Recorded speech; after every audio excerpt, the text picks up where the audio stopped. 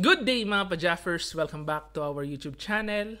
Ngayon po, nasa round number 10 na tayo ng Indonesia International IM Tournament. So yung previous two games ko, round number 8 and 9, hindi ko na po na-analyze kasi kahapon, very busy po, 2 games per day. Pero yun kasi, dalawang draw lang yung nangyari sa akin. So sabi ko, hindi naman siya crucial sa tournament standings. So, of course, may preparation pa po kasi. Tapos napagod pa during the game. 2 games per day. So, ngayon, i-analyze ko yung 1 game a day na round number 10 na laban ko versus Grandmaster Bernardsky Vitaly. So, ito na po yung top seed ng tournament na actually GM ito. Hindi ko alam bakit siya sumali sa IM tournament no? First time ko makita GM sumali sa IM tournament. Pero tignan natin anong nangyari sa laban namin. So, white po si GM Bernardsky and ako po yung black. So, ito nag-start with Knight F3. Ayan.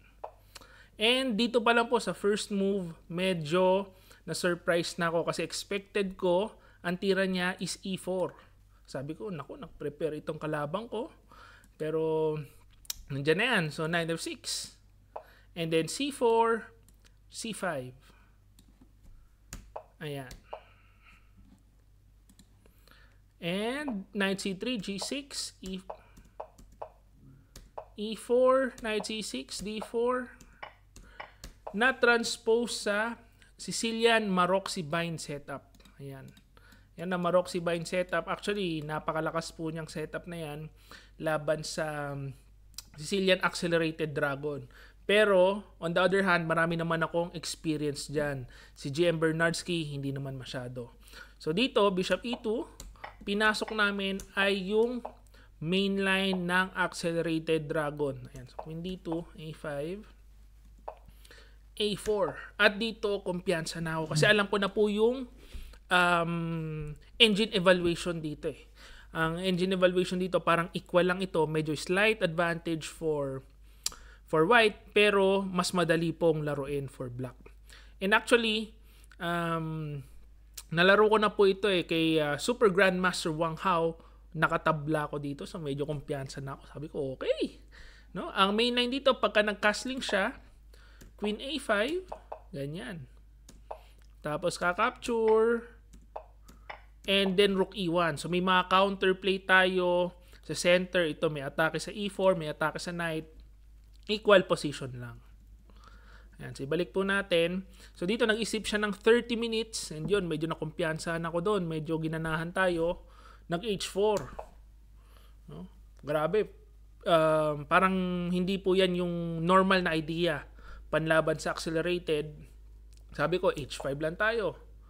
And dito nag-C5 siya. Ayan, yung C5 na yan, medyo nagulat ako. Hindi ko expected ititira niya yan. And dito napaisip din tayo, mga 25 minutes ako nag-isip dito kasi marami pong possible moves. And isa sa mga iniisip ko actually, tama na sana, Knight G5. Ang ganda nung Knight dito sa G5. Kasi may outpost, sabi ko, helping pa itong H4. Ang kaso nung ititira ko na, naisip ko pang may Bishop G5 Naisip ko pa. No? Pagka kumain, actually marami na po akong linyang naisip doon. Expected ko, baka kakain na lang dyan Ganyan. So, ito na po yung parang expected ko. Sabi ko, okay na yan. Kahit may weakness tayo dito, at least bishop pair. Pagka-trust ko doon, may pressure doon sa queen side. Kaso mo, biglang pumasok sa utak ko yung bishop G5 na move. Ayan, pag kumain dito, may fork. So, tatamaan na fork doon. Sabi ko, parang mawa 1 pawn down ako doon Kaya hindi ko na po naitira yung G4. Pero apparently tama yan. Bishop E6 lang. Develop lang. Ayan. Yan pala ang tamang tira. So pag kumain, at least, pressure ulit sa queen side. So ang ginawa ko, kinain ko na lang dito. And ito actually tama pa rin. Kailangan ko lang mahanap yung tamang idea which is King F8. Ito pala ang pandepensa dito. Grabe, hindi ko maisip yung king ang pandepensa kasi importante pala itong square na E6 para sa bishop. Ayan, yung dalawang bishop, malakas yung diagonals. Ayan. So, pagka F3, bishop E6, king F2. Ayan. Ayun, no? Ang ganda ng diagonal ng mga bishop. Pressure sana sa queen side pawn. Kaso, ang nakita ko kasing idea, bishop D7, take note, of course, hindi pwedeng kainin to. Kasi magkaka-counterplay tayo sa gitna. So, F3, E6, king F2, bishop C6, rook HD1, knight D7. Ayan. Kaso ito, hindi magandang plano eh. Kasi walang play dito yung bishop o medyo passive. Ito sana maganda, umaatake yung bishop na ito kasi yung isa tumatama sa pader. So wala po siyang magandang idea. Kaya medyo slight advantage for white. Bishop E7, rook E8, bishop A3, knight E5. Ayan, knight B5.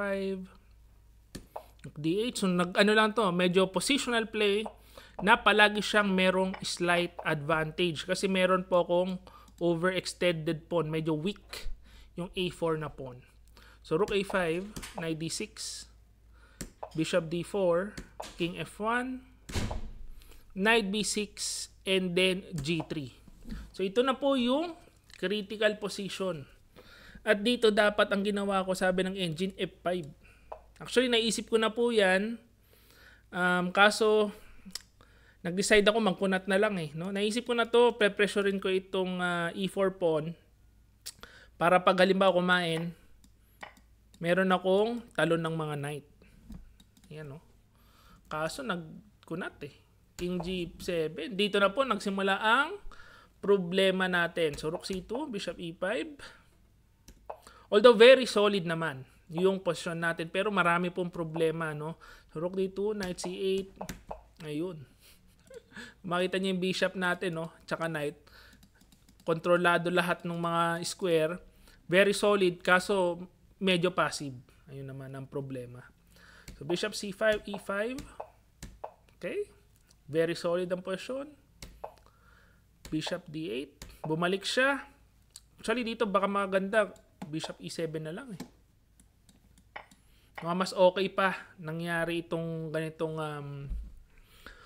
posisyon, no? Kaso binalik ko lang din kasi, sabi ko, baka mag-gain tayo ng oras. Rook D2, bishop E8. Knight A7. Ayan. Ito na po ang simula ng mga problema natin. So, ang sabi po ng Stockfish, bishop A5. Yan. Linya ng Stockfish na medyo mahirap pong intindihin. Kasi papapasukin lang niya yung rook, tapos king H8 lang, equal position daw. Ayan. Kasi meron tayong rook C8 na kasunod, manu-neutralize yung malakas na rook. Ayan. So, pagka knight A7, medyo passive. Bishop C4. Ayan. Pero maganda po yung depensa ko talaga dito. No? Parang nahahanap po yung tamang depensa. Ito maganda. Knight D8 para depensado ito. Tapos, bishop ang outpost. So, depensado ng knight yung bishop depensado yung knight. Very solid position. And pagka rook A6, sabi ko, ang galing ng depensa ko. Humuhold pa. No? Pag pumain siya, kakain tayo, activate pa yung rook. So, nag-knight C4, umatras. Atras din tayo. Ayan. B5. And actually, dito po, inaccuracy daw, dahil pagka bishop D6, merong bishop takes F6. Pero ito pong tirang yan, expected ko na yan. Pag kumain, kain, meron kasi akong bishop C5. Ayan, makikita nyo po yung bishop pupunta sa D4. Napakalakas. Kahit 1 pawn down, hawak ko ay yung bishop pair. Parang almost equal position. Ayan. So, bishop D6 ang ginawa niya. Ayaw niya yung 1 pawn up. And then rook C1. Gusto lang niya pumasok sa C7. Pero kung makikita nyo, maliit na lang po yung kalamangan. Kasi pagkakain, knight C4, naharangan ko yung rook niya. B3. And capture, nakapasok yung rook natin. So pinalis niya yung knight natin. Gusto niya makapasok pero naka-counterplay naman tayo with the rook. So pagka king d3, knight d2, rook c7, king f8, f4, and ito na po yung critical position. So pagka knight f3, sayang nakita niya pa yung plano ko, no? Ang expected ko sana kumain siya. Meron tayong check. Pag gumanon, may check. Perpetual check siya ang abutin niya. Ayan. Kasi hindi siya pwedeng pumunta dito kasi may skewer. Okay? Kaso, naisip niya pa yon. Ang ginawa niya is king f3, ay king c3. Ayan, dito nag f5, double question mark. Knight e7, double question mark. So, wala na po kasing oras. So, medyo panic time tayo. Fe4, knight g6, and ito ang critical position. Dito tayo nag king e8 blunder. Ayun. Yan ang pumatay, yung king e8. So, actually, naisip ko na rin, baka kung king g8 sana, almost parehas lang, pero hindi ko po nakita yung pinagkaiba. So, dito dapat, kasi pagkakain, meron tayong e3, mauuna tayong mag-queen. So, kailangan niya ng mag-perpetual check. Kaso, pinuntahan natin ay yung e8 blunder. Yun pala, pagkakumain, hindi tayo makakapag e3 kasi meron din siyang e6. Mauunahan po tayo ng checkmate with rook c8. Yun ang pinagkaiba. So, doon tayo nalungkot. Hindi ko po nakita yung capture na idea. Pag king d8, rook f7. Once again, hindi tayo maka e3. Bitin yung knight sa f3. So, nag rook a6. Rook f6. Capture. And napunta tayo sa endgame na 2 pawns down. Akala ko magiging 1 pawn down lang. Sabi ko, pwede pa to. 1 pawn down lang. May pass po naman ako sa gitna. Hindi niya basta-basta malapitan. Kaso, king b4 ang galing ng idea niya. So, hindi ko po makain. Kasi, of course, mag-queen. And, ang nangyari, napapush ko, which is a question mark, blunder. Sana dito na lang. Knight d4, baka meron pa tayong fighting chance. Kasi, depensado yung pawn. Pupush tayo. Ang nangyari kasi, pag ganon, na-push ko, hindi ko na-expect, akala ko makakadraw na. Yung pala pagka-check, hindi ko pwedeng kainin kasi merong fork ng knight. Yun ang pumatay sa posisyon natin. And dito po, nahanap niya pa yung mga tamang tira. So, kinain na lang. And meron siyang 3 passed pawn. Yung knight natin, hindi mapigil yung 3. So, game over tayo dito. Ayan. So, nalungkot po yung knight. Talon ng talon. Wala, hindi niya mapigil eh. Masyado pong maraming pass pawn. So, yan po ang nangyari sa round number 10, yung penultimate round. Inubos tayo ni GM Bernardsky. Check po natin ang current standings after round 10. Tayo ay nasa 7th place. Yan. So, GM Bernardsky, of course, number 1, 2 and 3, yung mga IMs ng Indonesia. And then 4th, si IM Abdul. And 5th po, si WGM Fry na tayo po nasa 7th place. So pag nanalo tayo bukas, na hopefully, maipanalo natin bukas kasi ang kalaban po natin bukas yung nandun po sa last place, no? Yung 0.5 points. Kailangan ma-convert ko to bukas para mag 5.5 ako. And malamang ang ending natin 5, 6, or 7 place. Depende na po sa mangyayari sa ibang results ng mga manlalaro bukas. So ayan po ang ating game of the day.